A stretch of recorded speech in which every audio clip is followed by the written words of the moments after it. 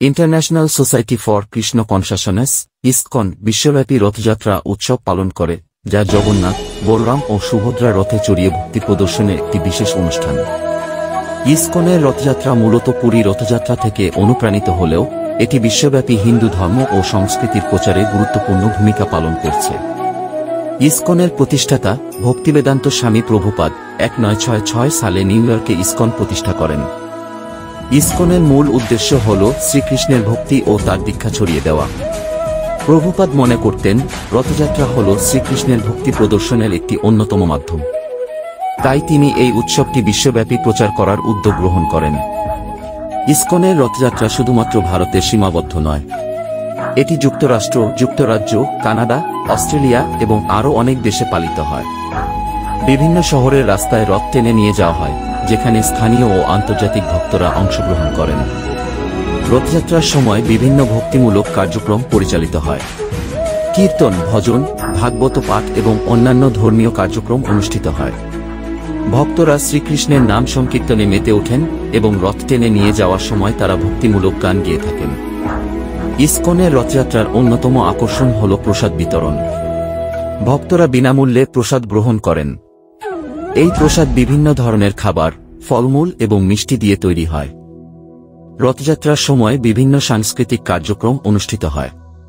বিভিন্ন ধরনের নৃত্য, গান এবং নাটক প্রদর্শিত হয়, যা ইসকনের মূল বার্তা ও শ্রীকৃষ্ণের লীলাকে তুলে ধরে।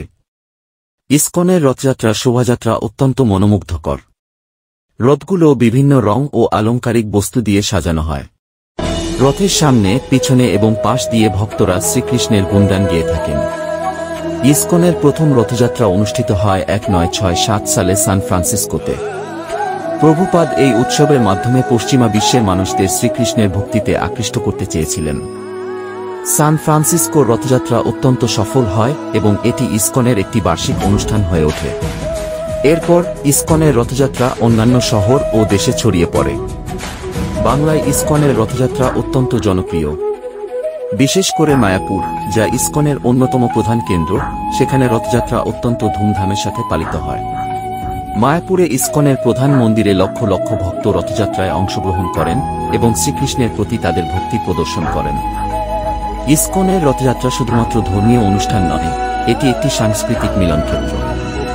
এটি শ্রীকৃষ্ণের ভক্তির প্রচার ও প্রসার করার পাশাপাশি ভক্তদের মধ্যে পারস্পরিক সম্প্রীতি ও ঐক্য বাড়ায়। রথযাত্রার মাধ্যমে ইসকন বিশ্বব্যাপী হিন্দু ধর্ম ও সংস্কৃতির প্রচার করে এবং শ্রীকৃষ্ণের বার্তা সকলের কাছে পৌঁছে দেয়।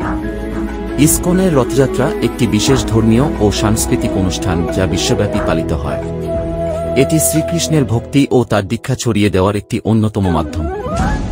ইসকনের রথযাত্রা ভক্তদের মধ্যে ভক্তি, প্রেম ও সম্প্রীতি বাড়ায় এবং শ্রীকৃষ্ণের বার্তা বিশ্বব্যাপী প্রচার করে। বাংলায় ইসকনের রথযাত্রা অত্যন্ত জনপ্রিয় এবং এটি বাংলার ধর্মীয় ও সাংস্কৃতিক জীবনের একটি গুরুত্বপূর্ণ অংশ। জয় জগন্নাথ।